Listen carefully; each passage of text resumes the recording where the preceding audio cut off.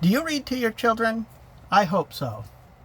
The reason is that there are numerous benefits to reading to your children, and this can easily be found in books, articles, websites. You have it there all over. There's plenty of support to back the statement that reading out loud to your children is beneficial to them, greatly beneficial. In this video, I'm going to look at the effects. We're going to kind of turn things around a little bit and talk about the effects of not reading to your children. What are they going to miss out on?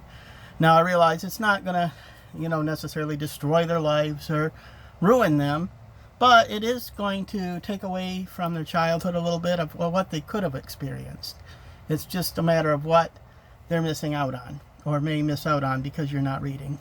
And, they may get some of that at school, but it's still not the same as being read to by your parents. So, the first effect is cognitive development. Reading helps children develop their thinking skills, their critical thinking skills, the ability to comprehend, and it motivates them when they hear a story to a lot of times read more or to hear more. For example, when I read to my kids, I may come to a chapter and the end of the chapter is a cliffhanger, which is so often the case in books that they like to try and keep you reading. So the end of the chapter is just spurs you on to want to read more. And so my kids will, say, well, we know it's bedtime, but can we read one more chapter? Just one more, Daddy or Mommy, can we just read one more chapter? And, so that's showing that they're motivated to read. They're motivated to hear the story, that they're interested in reading, and it's generating thought. And, of course, they'll ask me questions, and I'm sure if you read to your children, they ask you questions too as you go along. So the first point is that it develops their cognitive ability, that they can think, that it helps them to think and to be exposed to different subjects and different areas. The second point is vocabulary. As you're reading, you're going to come across words that they don't know, that they haven't heard before. You can either tell them the meaning, or they'll figure it out through the context of the sentence or paragraph. They'll understand the word just out of, the context of reading it, or they can look, in some cases, depending on the book, they can look at the pictures and the illustrations, and they'll be able to determine the meaning of the word. Or, they may even be able to, the way that they may recognize the word because it's related to another word that they know, that they'll be able to look at the construction of the word and figure it out. So there's a lot of areas of that. When you read, you can help develop the vocabulary of your child, because if you read to them often, every night, you're going to come across lots and lots and lots of words. And if you don't read to them, this means that you are not going to come across all of these words. And so their vocabulary is not likely to be as developed as it would be, as if you had read to them. The third point is that it gives you an opportunity to bond with your children. That this is time you can spend with them. You can have a conversation about the book or the chapter in the book, or, for example, I haven't read this book to my children yet, but there's a book when I was growing up called The Cross 5 Aprils. It was about the Civil War. It was by Irene Hunt. And, if I had read this to my children, or will when they're a little older, I can discuss with them all kinds of things about it. Well, what do you think it would be like to grow up in the Civil War? I was about a 12-year-old boy in the Civil War that grew up in the Civil War, and he was, what would that be like to be a little boy in that area and at that time? And it can generate conversation. It's just one example. There's any book will generate conversation if you use your imagination just a little bit.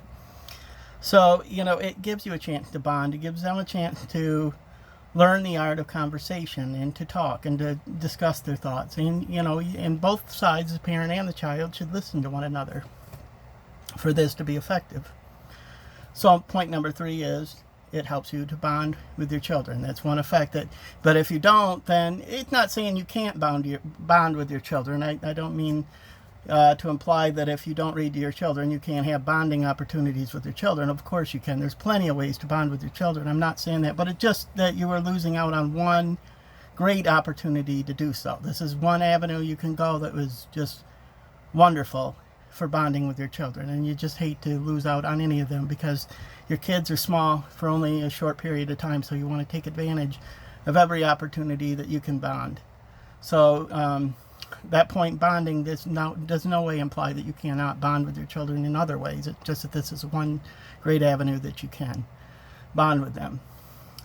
Number 4 is that it'll help them in school, because while you're reading to them, you're giving them background knowledge. You're exposing them to different places, different times, different characters, all kinds of different settings, different things that when they go to school, they'll be able to connect with easier because, hey, mom and dad read me a book about this or this subject. I heard this, mom explained this to me, or dad explained that to me. So, it does provide background knowledge, and it does help them in school to have read. And, I just pointed out earlier the vocabulary. That's just one area. Comprehension is another. So these are all, things that will help them in school. Also, if mom and dad are reading, chances are mom and dad have an interest in the child's academic performance. And if the parents are interested in how the child is doing, and the child can see that dad and mom, they put a value on education, well, there's a much better chance they are going to value education as well. So it is going to help them in school. So an effect is that maybe they won't be as prone to do well in school if you don't read to them. So that's another effect. It could hurt their academic performance, or at least hinder it.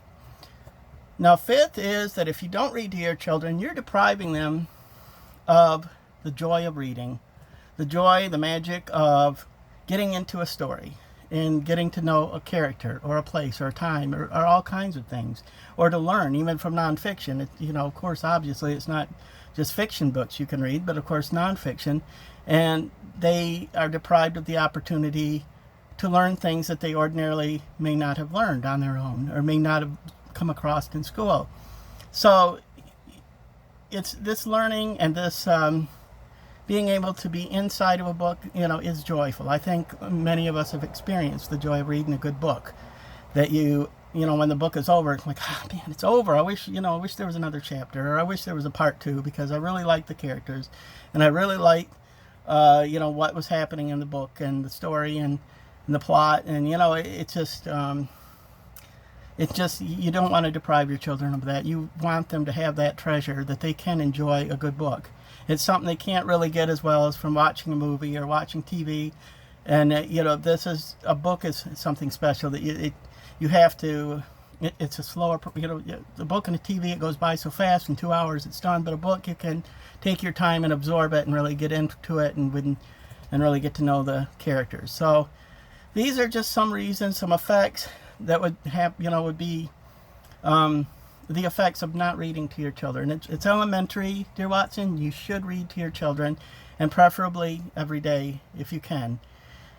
If there's anything we can do, we have resources on this website. If there's any questions or comments or anything that we can help you with, please feel free to let us know. And there is a free assessment if you would like tutoring for your children, or just do assessment just to see how they would fare with a interest inventory or their academic level.